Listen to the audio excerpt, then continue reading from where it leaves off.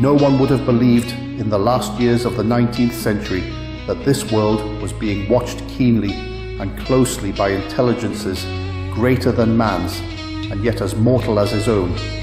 That as men busied themselves about their various concerns, they were scrutinized and studied, perhaps almost as narrowly as a man with a microscope might scrutinize the transient creatures that swarm and multiply in a drop of water.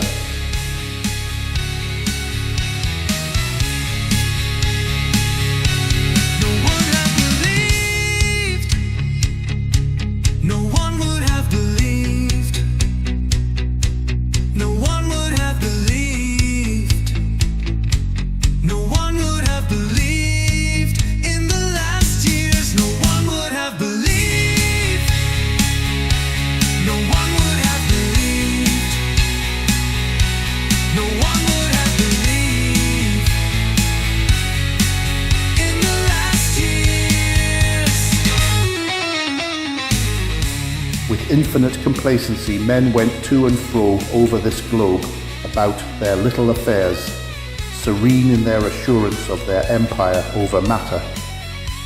It is possible that the infusoria under the microscope do the same. No one gave a thought to the older worlds of space as sources of human danger, or thought of them only to dismiss the idea of life upon them as impossible or improbable. It is curious to recall some of the mental habits of those departed days.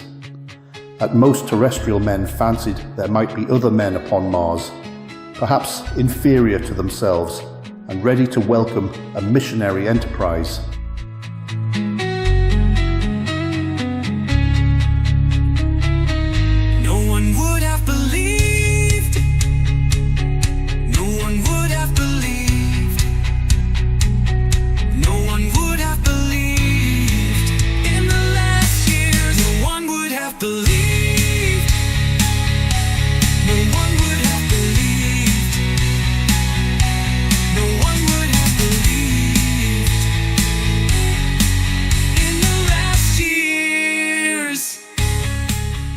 Yet across the gulf of space, minds that are to our minds as ours are to those of the beasts that perish, intellects vast and cool and unsympathetic, regarded this earth with envious eyes, and slowly and surely drew their plans against us.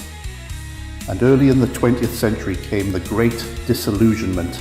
The planet Mars, I scarcely need remind the reader, revolves about the Sun at a mean distance of 140 million miles, and the light and heat it receives from the Sun is barely half of that received by this world. It must be, if the nebula hypothesis has any truth, older than our world, and long before this Earth ceased to be molten, life upon its surface must have begun its course. The fact that it is scarcely 1/7 of the volume of the Earth must have accelerated its cooling to the temperature at which life could begin. No one would have believed. No one would have believed. No one would have believed. No one would have believed. In the last years, no one would have believed. No one would have believed. No one would have believed. In the last years. It has air and water and all that is necessary for the support of animated existence. Yet so vain is man, and so blinded by his vanity, that no writer, up to the very end of the 19th century, expressed any idea that intelligent life might have developed there far, or indeed at all, beyond its earthly level. Nor was it generally understood that since Mars is older than our Earth, with scarcely a quarter of the superficial area and remoter from the Sun, it necessarily follows that it is not only more distant from time's beginning, but nearer its end. The secular cooling that must someday overtake our planet has already gone far indeed with our neighbour. Its physical condition is still largely a mystery, but we know now that even in its equatorial region, the midday temperature barely approaches that of our coldest winter. Its air is much more attenuated than ours. Its oceans have shrunk until they cover but a third of its surface, and as its slow seasons change, huge snowcaps gather and melt about either pole and periodically inundate its temperate zones. That last stage of exhaustion, which to us is still incredibly remote, has become a present-day problem for the inhabitants of Mars. The immediate pressure of necessity has brightened their intellects, enlarged their powers, and hardened their hearts.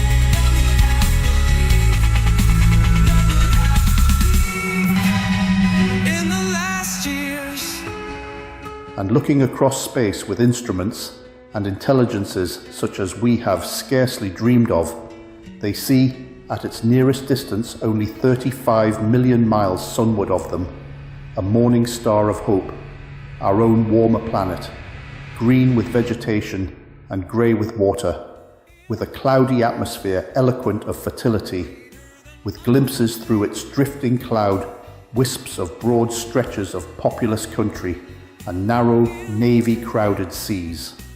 And we men, the creatures who inhabit this earth, must be to them at least as alien and lowly as are the monkeys and lemurs to us. The intellectual side of man already admits that life is an incessant struggle for existence, and it would seem that this too is the belief of the minds upon Mars. Their world is far gone in its cooling, and this world is still crowded with life, but crowded only with what they regard as inferior animals.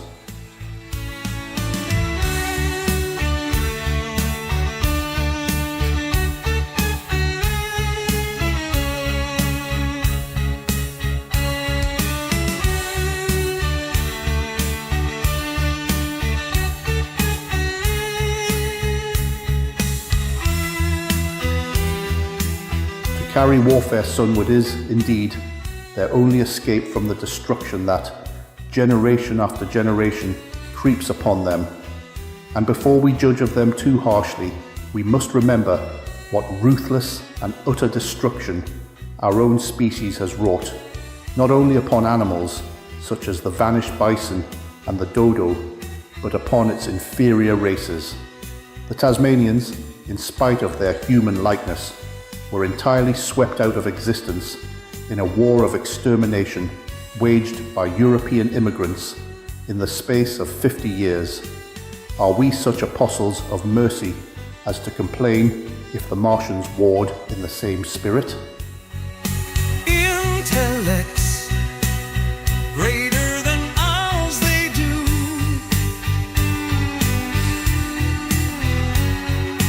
Intellects greater than ours they do.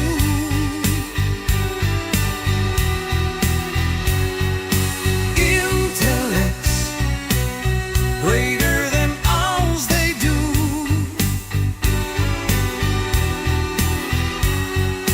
Intellects greater than ours they do.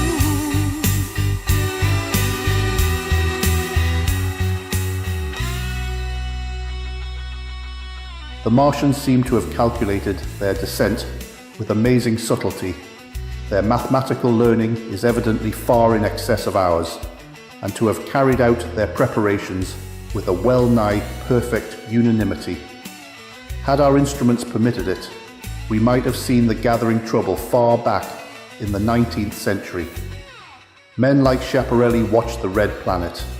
It is odd, by the by, that for countless centuries Mars has been the star of war, but failed to interpret the fluctuating appearances of the markings they mapped so well. All that time, the Martians must have been getting ready.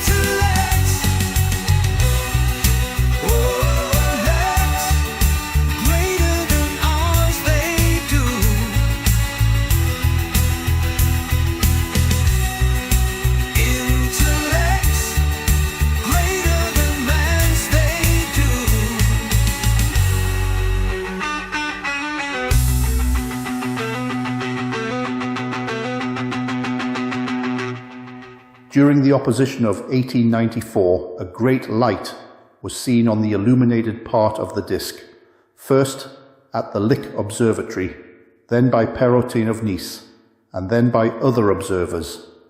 English readers heard of it first in the issue of Nature dated August 2nd.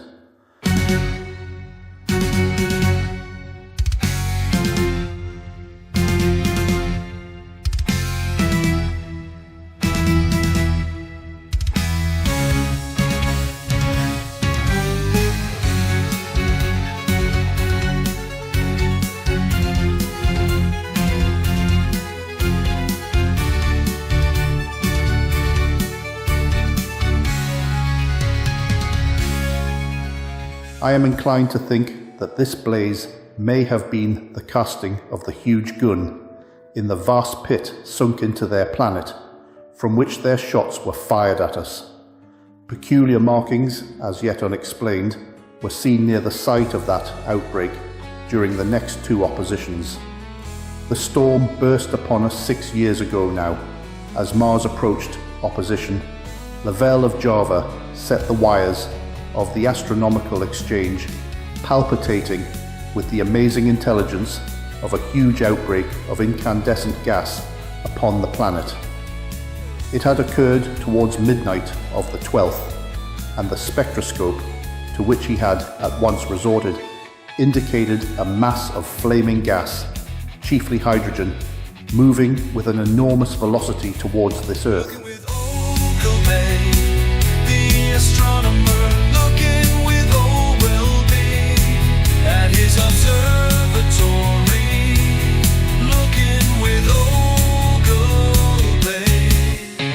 This jet of fire had become invisible about 12:15. He compared it to a colossal puff of flame suddenly and violently squirted out of the planet, as flaming gases rushed out of a gun. A singularly appropriate phrase it proved, yet the next day there was nothing of this in the papers, except a little note in the Daily Telegraph, and the world went in ignorance of one of the gravest dangers that ever threatened the human race. Looking with Ogilvy, the astronomer, looking with Ogilvy at his observatory. Looking with Ogilvy, looking with Ogilvy.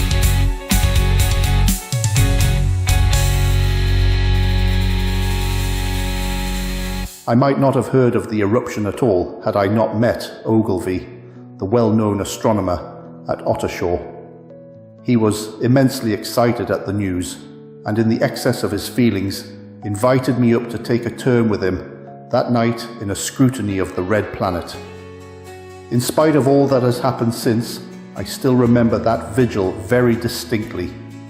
The black and silent observatory, the shadowed lantern throwing a feeble glow upon the floor in the corner, the steady ticking of the clockwork of the telescope, the little slit in the roof, an oblong profundity with the stardust streaked across it. Ogilvy moved about, invisible but audible. Looking with Ogilvy, the astronomer, looking with Ogilvy at his observatory.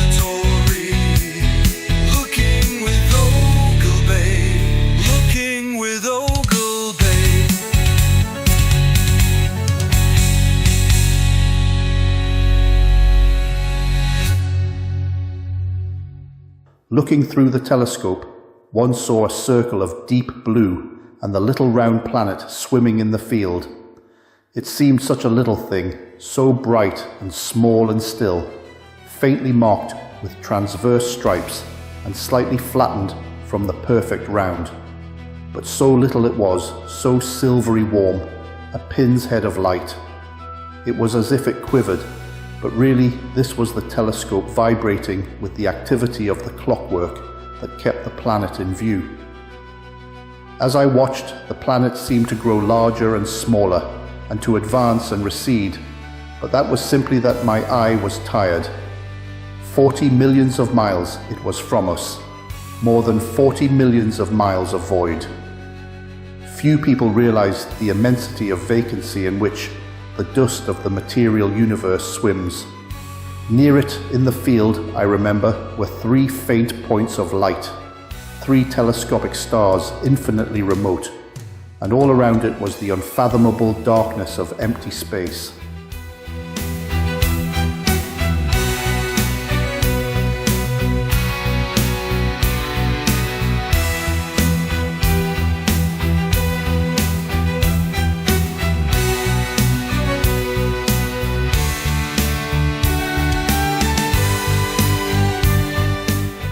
You know how that blackness looks on a frosty starlight night. In a telescope it seems far profounder and invisible to me because it was so remote and small, flying swiftly and steadily towards me across that incredible distance, drawing nearer every minute by so many thousands of miles, came the thing they were sending us, the thing that was to bring so much struggle and calamity and death to the earth.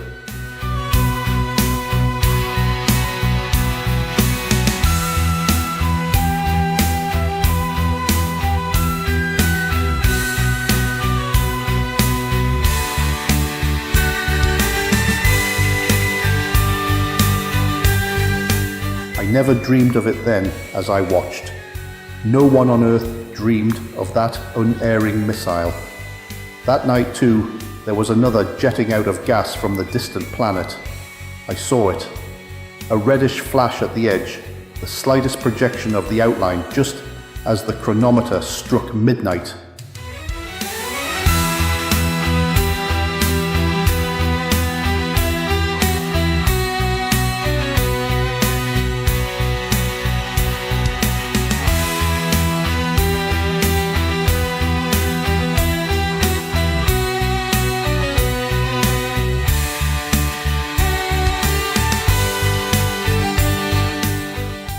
And at that I told Ogilvy, and he took my place. The night was warm and I was thirsty, and I went stretching my legs clumsily and feeling my way in the darkness to the little table where the siphon stood, while Ogilvy exclaimed at the streamer of gas that came out towards us.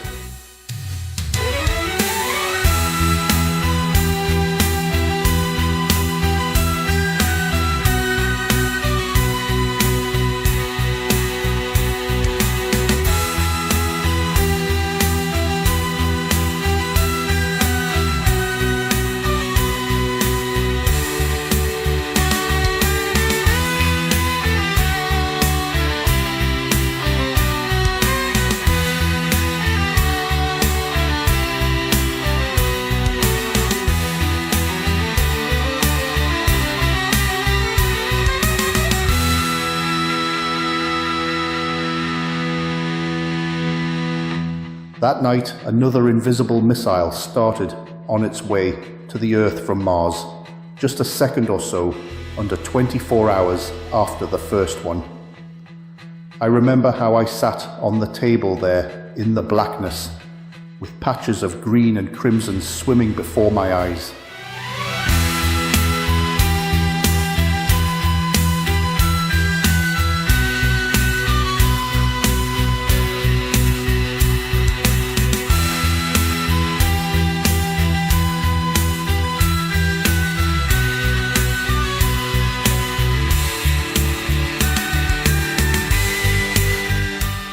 I wished I had a light to smoke by, little suspecting the meaning of the minute gleam I had seen and all that it would presently bring me. Ogilvy watched till 1 and then gave it up, and we lit the lantern and walked over to his house.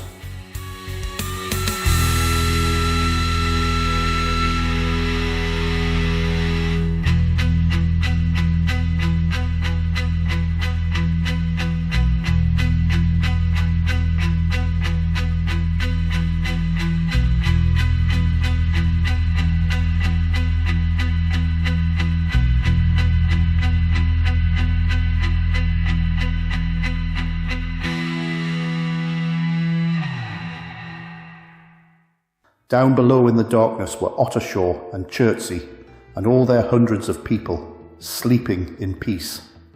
He was full of speculation that night about the condition of Mars and scoffed at the vulgar idea of its having inhabitants who were signalling us. His idea was that meteorites might be falling in a heavy shower upon the planet, or that a huge volcanic explosion was in progress. He pointed out to me how unlikely it was that organic evolution had taken the same direction in the 2 adjacent planets. The chances against anything man-like on Mars are 1,000,000 to 1, he said. Hundreds of observers saw the flame that night, and the night after about midnight, and again the night after, and so for 10 nights, a flame each night.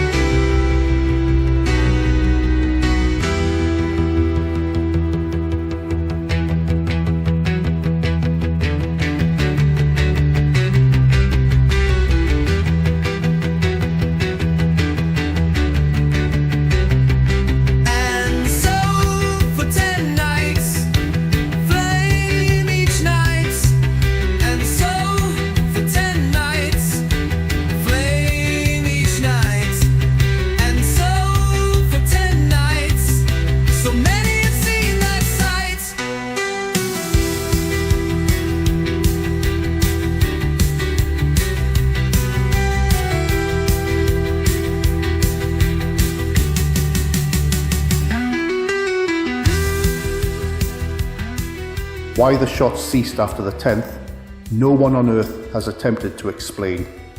It may be the gases of the firing caused the Martians inconvenience.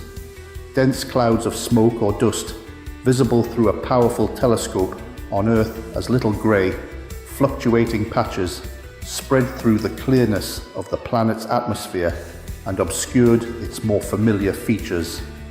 Even the daily papers woke up to the disturbances at last, and popular notes appeared here, there, and everywhere concerning the volcanoes upon Mars. Flame each night, and so for 10 nights. Flame each night, and so for 10 nights. So many had seen that sight. The serio-comic periodical Punch, I remember, made a happy use of it in the political cartoon. And, all unsuspected, those missiles the Martians had fired at us drew earthward, rushing now at a pace of many miles a second through the empty gulf of space, hour by hour and day by day, nearer and nearer.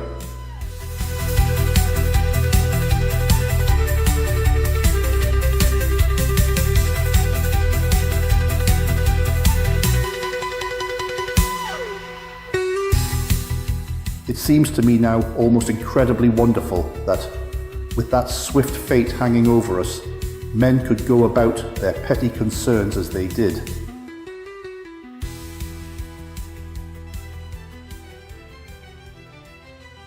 I remember how jubilant Markham was at securing a new photograph of the planet for the illustrated paper he edited in those days. People in these latter times scarcely realize the abundance and enterprise of our 19th century papers. For my own part, I was much occupied in learning to ride the bicycle and busy upon a series of papers discussing the probable developments of moral ideas as civilization progressed.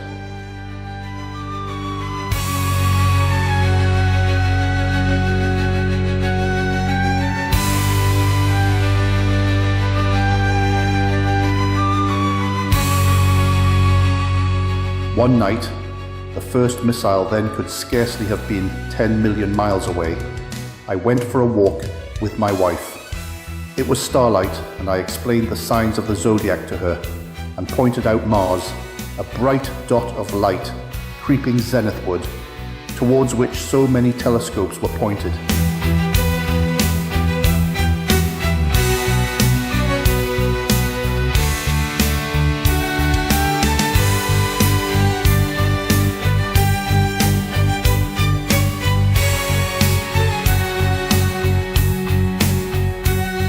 It was a warm night. Coming home, a party of excursionists from Chertsey or Isleworth passed us singing and playing music. There were lights in the upper windows of the houses as the people went to bed.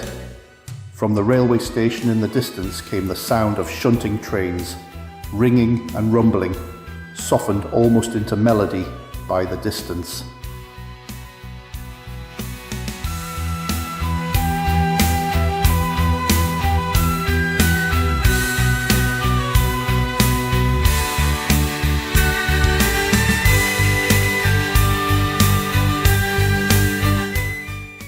My wife pointed out to me the brightness of the red, green and yellow signal lights hanging in a framework against the sky. It seemed so safe and tranquil.